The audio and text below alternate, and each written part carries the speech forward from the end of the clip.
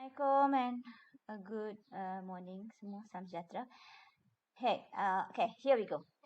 So this is the first lecture video that I made for this semester. Okay, so we are now in week 4. The first week we are talking about the first week kita ada cerita lecture tentang the first 2.0, the slide design and solution. So week 1 and week 2 design and solution. And then week 3, the topic of the lecture is 3.0. What is OOP stand for? Explain object-oriented programming. And this week, week 4, kita ada topic we discuss about the chapter 3.0 also. Focusing on input-output statement. Okay, so this video will discuss on chapter 3.0. Still lagi, we are talking about 3.0. The introduction to Java programming, to Java. But we are move on to subtopic 3.2. So the subtopic for 3.2 is data types, operators, and expression. Data types, operator, and expression. So this is a very basic knowledge that you should understand and you should cover before you started with your programming, before you started with your coding. Okay, now let's go through what is the learning outcome first, because you should know what you should focus on when we are discussing this topic. Because each time we give you the lecture, your topic, the topic will be different, and you must focus on what we are going on, what is the important part that you should focus on. Okay, now the learning outcomes, just focus on the blue colored statement or the blue colored sentence. Yeah. You should be able to, at the end of this topic, you should be able to first identify the term of identifier, variable, constant, and reserve words. Okay, what is identifier?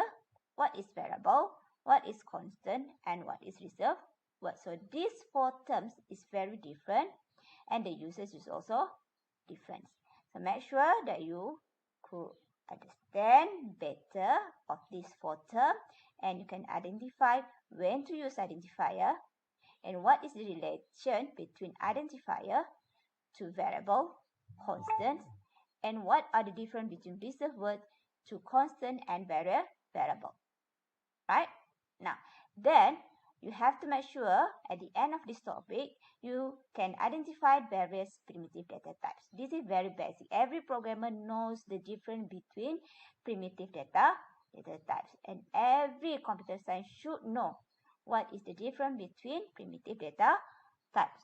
So we are focusing on 4 primitive data types.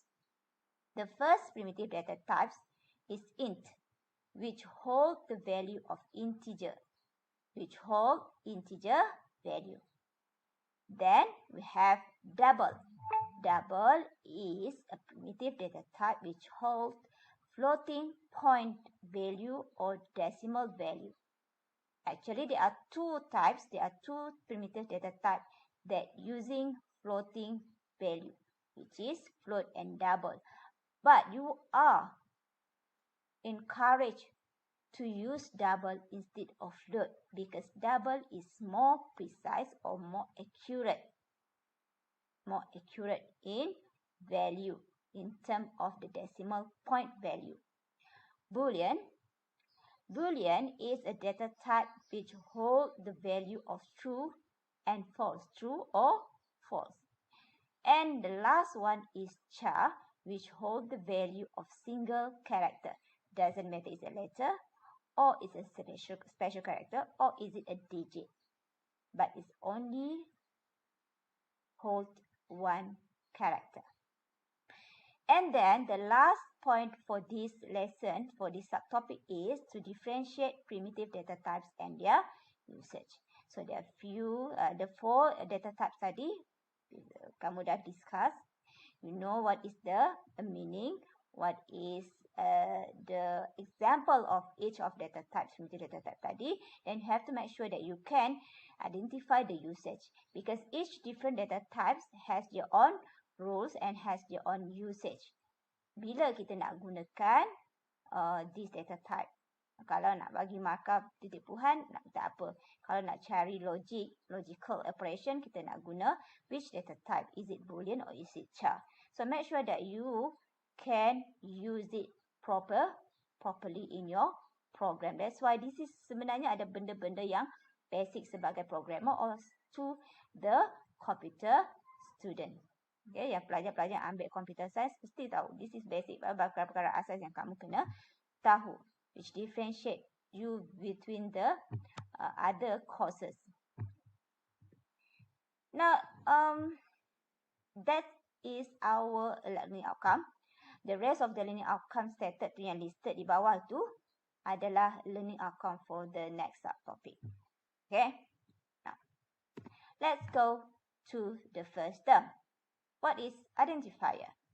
Now, identifier is the word that you make up to refer to a Java programming element by name. Identifier is a word, it's only a word that you created. You as a programmer, you as the user, you as the programmer created it. Kamu sendiri buat, which refer to any element of Java programming by name, yang merujuk kepada nama elemen-elemen di dalam you punya program. Okay. As an example, in reality, identifier itu can be your name. The name of individual, Ali, Abu, Ahmad, Hashim, Roslina, Rosma, Chong, Jeffrey, semua itu adalah kita panggil sebagai identifier, which just referring to the individual, the name of individual. And what is the element that we are talking about? The element can be, dalam programming, the element can be referring to the name, the class, the method, the variable, and an object. Elemen-elemen yang ada dalam programming adalah seperti class, object, variable, juga seperti method. So, every element itu has their own name. You have to create the name for the elements. The name itu yang kita katakan sebagai the identifier. Okay, the identifier. So that is the definition and the description of identifier. So here, we go specifically how we want to explain to you about identifier. Now, identifier has this characteristic. The first one is identifier consists of a series of character. Okay, a series of character. Dia boleh juga one character, but you are encouraged to use a series of character to represent any element of your program. So a series of characters consisting of letters, lowercase or uppercase doesn't matter, digits from 0 to 9, any underscore, there's only one underscore, right? Underscore and $sign. Dia hanya boleh terdiri daripada kombinasi karakter, letters seperti huruf-huruf A, B, C, huruf A, B, C yang huruf besar atau huruf kecil ya. Digit 0 hingga 9. Symbol, underscore, special character seperti underscore dan juga special character $sign. Itu sahaja. Now, when you want to use the identifier, you use the identifier to name an element, such as for variables, kamu bagi nama untuk variables, the name of the methods, classes, parameters, and objects. Kita gunakan identifier to name variables, kamu boleh ubah, methods yang ada dalam program kamu, class yang ada dalam program kamu, parameter yang ada dalam kelas kamu, juga mungkin melibatkan argument yang kamu create dalam sesuatu program kamu. Identifier mestilah unik. Should be unique and meaningful. What does it mean? Every identifier name itu will represent what is the variable, what is the task of the classes, what is the task of the method, what is the parameter hold, what is the variable hold. Okay, so setiap identifier itu mestilah mempunyai, mestilah unik dan mestilah spesifik dan mestilah bermakna kepada value ataupun fungsi sesuatu elemen tadi. Contohnya, if you are going to create an identifier that hold a mark, you can create the identifier for that mark as mark 1 or mark 2. But if the mark is specifically for test, so you should create the identifier for that test as test 1, test 2, or test 3 if you have more than one test. If the mark is holding a quiz, specifically hold a quiz mark, so the identifier should be quiz 1, quiz 2, and quiz 3. Another explanation is when you are trying to create an identifier classes, a method which the task is to calculate area. So what will be the identifier or what will be the name of the method? So you should create the identifier for that method as calculate area. Because once we look at the name or the class name itu atau the identifier of your class itu, which is calculate area, we know that your method is used to calculate an area of a thing, luas satu area, kan? So the name or the identifier that you created to name any element of your program must be unique and must be meaningful referring to what is the task of the method. Meaningful referring to what is the value or what is the variable represented with. Okay, so ingat dia mesti unik dan mesti bermakna. You can use X as identifier. You can use a single A as identifier. But what does it mean? Is it representing what it should represent? So mesti bermakna. Kalau kamu letak A, I as a programmer might ask myself, what does it mean by A? How do I know A is what? What is used? What is the task of A? Okay, so make sure you create your identifier meaningful to the other programmer and you yourself as the programmer. Okay, number 4, identifier is a case sensitive. The characteristic of identifier is every identifier is different. Uppercase and lowercase letter is considered different. For example, num here and num here and num here. They are different between the use of uppercase and lowercase in naming the identifier. So all the three, these three, ini num, one, even though the sound is the same, right? But the way you write it, the way you use lowercase and uppercase in the identifier are different, so it are considered as different identifier. Got it? Okay. Here, I just want to summarize the rules to write valid identifier. Okay, the rules to write valid identifier. So basically, kita pergi kepada semula the characteristic of identifier. So there are rules to write valid identifier. Okay, they are identifiers, but your identifier is it valid or invalid identifiers. Rule number 1. Consists of letter, digits, underscore, and $sign. For example, total pay. For example, rule number 1. total pair. Total pair consists of letters and underscore.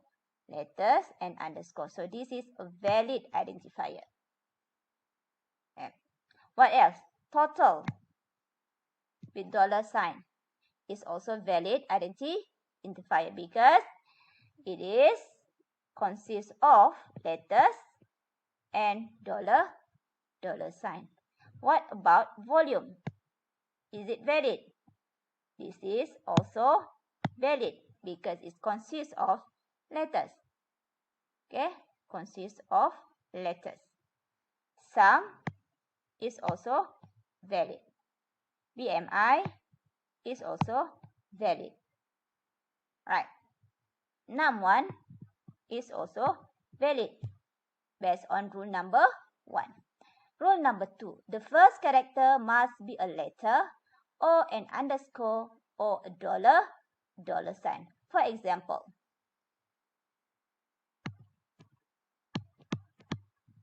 total. Is it valid? So underscore total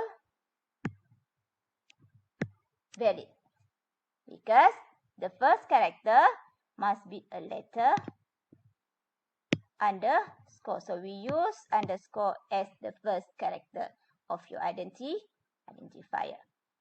Also, you can use total as valid identifier. You start with dollar sign. And there is a combination of letters. So it's a valid identifier. Must be a letter. Can start with a letter. But rule number 3. Must not use any other symbol other than letters, digits, dollar sign, and underscore. Now you cannot use any type of special character, kecuali except for dollar sign and underscore. Okay, tak boleh guna sebarang karakter-karakter khas kecuali dollar sign dan underscore saja. Contoh, total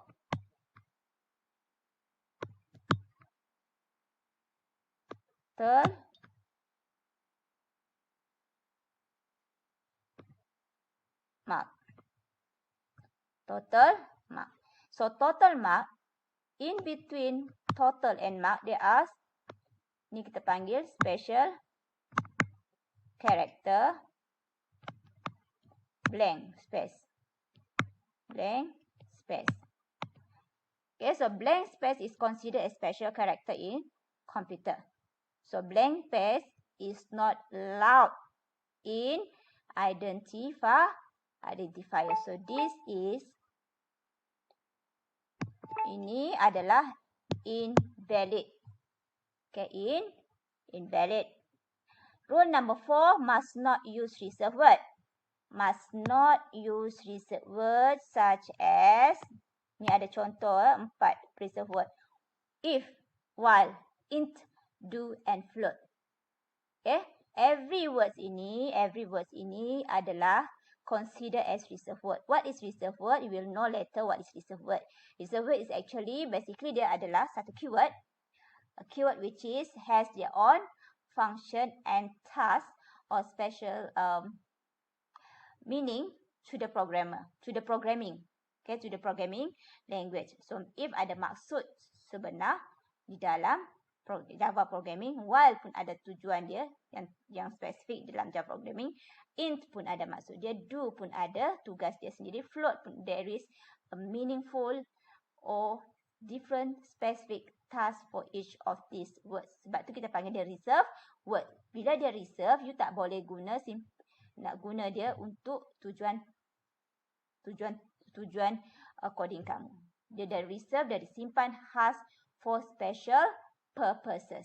Sama juga hutan simpan kan. Hutan simpan you tak boleh just masuk dan ambil barang-barang yang ada dalam hutan simpan. So this is a reserved word. Words yang dihaskan for special purposes. for special task, for specific task. You can use this specific, you can't use this reserved word for your own task. Untuk tujuan sendiri.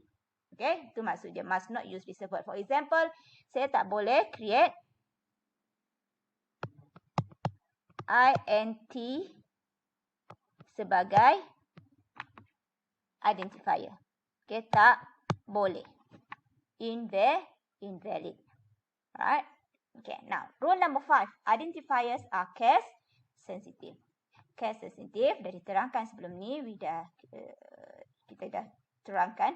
Case sensitive bermaksud num or num. Okay, num, identifier num dan num. Ini dan ini adalah dua yang berbeza. Difference. Both are different identifier. You can use num with capital letter to as one identifier and num with all small capital letter or lowercase sebagai identifier yang kedua. No problem. Okay? Now, as you know, every rules for valid identifier. So, this is example. I want to show you an example of valid and invalid identifier. So, the left side adalah valid identifier. The right side, the yellow part itu, the yellow box itu adalah yang valid, yang invalid. Ini invalid, ini valid. So, ini invalid. With circle area, mass in kilogram, PNGK, BRIM, student 2. So, ini adalah rule 1, rule number 2. Ini rule 1. Ini adalah rule number 1. Okay. Now, student H. Student H ini, ini adalah invalid because consists of special character. Ini adalah blank space character. Tak boleh. Okay. Ini adalah special character. So, invalid. The dot symbol is special character to the computer. The symbol of addition is a special character. 007 ini adalah cannot start with digits. Tak boleh. Okay, rule berapa? Rule number berapa? Rule number 2. First character must be a letter, underscore or dollar sign. Rule number 2, dia kata identifier hanya boleh bermula dengan letter ataupun underscore ataupun dollar sign. So, digit tak boleh digunakan sebagai the first character of your identifier. Ini pun sama. Second number, ini adalah invalid because must not start with digits. Okay. Hanya boleh bermula dengan letter ataupun underscore ataupun dollar sign. Okay. Is it clear? Now, are these identifier valid or invalid? So, ask yourself, test yourself, are these identifier valid or invalid? If you identify it as invalid, then tell us the reason. Tell yourself, what is the reason this identifier is invalid? The first one, number of kilo. Is it valid or invalid? Number of kilo, is it valid or invalid? So, this is valid identifier. Okay. My first C. Look at carefully. Is it valid or invalid? So, this is invalid. Why? Because you have this dot special character. Okay. Now, underscore ABC. Is it valid or not? You have a special character, which is the underscore. Okay, but underscore is allowed in identifier. So, ABC is valid identifier. 3x. 3x, look at 3x is combination of digits and a character x, letter x. So, it's supposed to be valid, but it started with the digits. So, that is invalid identifier. Okay, then percentage change, percentage symbol change. So this is also invalid because of this. Okay, special character. Underscore 1, 2, 3. Is it valid or not? This is valid under identifier. Data minus 1. So this is invalid because of the use of special character minus sign. A, B, C, 1, 2, 3. Is it valid? Yes, this is a valid identifier. How is it? Did you got it all correct or not? Okay? Kalau kamu dapat semua betul, then clap your hand and be thankful that you got it everything right. Means that you understood, you dah faham maksud identifier and how to create a valid identifier. Congratulations to you. If you are missing one of the answer, mungkin kamu dah salah satu soalan ke apa dua, just be thankful for yourself because you still got more than one correct answer. Okay? Now, let's start here.